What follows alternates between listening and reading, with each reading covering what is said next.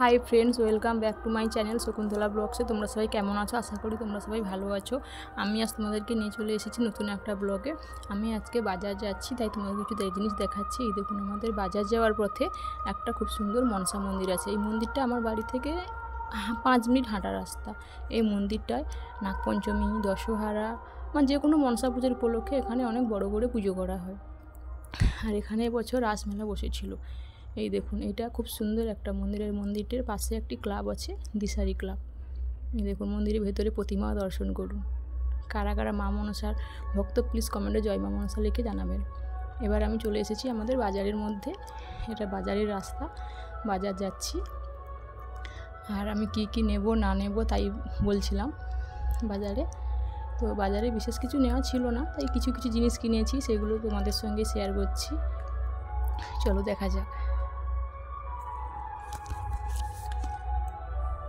দেখুন, এটা হচ্ছে বাজারে ঢোকার গলিটা।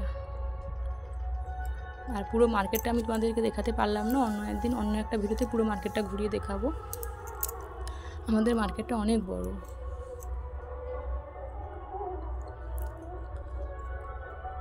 এখন আমি চলে যাব আমাদের মুদিখানা দোকানে। বাজারে অনেক মুদিখানা আছে, তো আমরা যে মুদিখানা থেকে সবসময়ের জন্য বাজার করি, আমরা সেই মুদিখানা দোকানে যাব। এই দেখুন, চলে এসেছি মুদিখানা দোকানে। এখানে কিছু বাজার নেওয়ার ছিল, তাই সেগুলো কিনে নিচ্ছি। আর দোকানের পাশে একজন ঠাকুমা কালো জাম নিয়ে বসেছিল, তাই আমি কালো জামগুলো একটু দেখালাম তোমাদেরকে। আমাদের কাছেও এবছর হয়েছিল অনেক কালো জাম। এই দেখুন, এবার এসেছি আলু পেঁয়াজের দোকানে।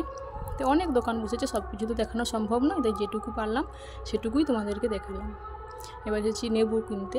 অনেক লেবু আছে। এই দেখুন, কত রকমের সবজি বসেছে। এই দেখুন, একটা হেঁচড় কিনেছি ছোটো দেখে। আর এই যে কাঁকরোল, টমেটো, তারপরে ফলের বাজারে গেলাম। এই দেখুন, কত রকমের ফল আছে।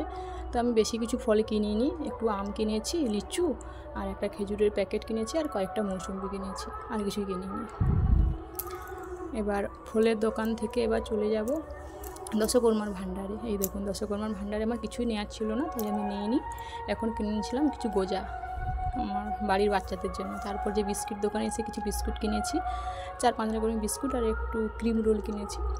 এবার বিস্কুট কেনা হয়ে গেছে, এবার ফিরে যাব বাড়ির পথে। তারপরে কিছু কাপড় দোকান আছে, আর এখানে কিছু সোনা দোকান আছে। তো আমাদের এখানে 100-200টার মতন সোনা দোকান আছে। তো পরে একদিন সোনা দোকানে ভিডিও দেবো। এখানে ভিডিওটা শেষ করছি। বাই ফ্রেন্ড, ভালো থাকবেন, ভালো লাগলে লাইক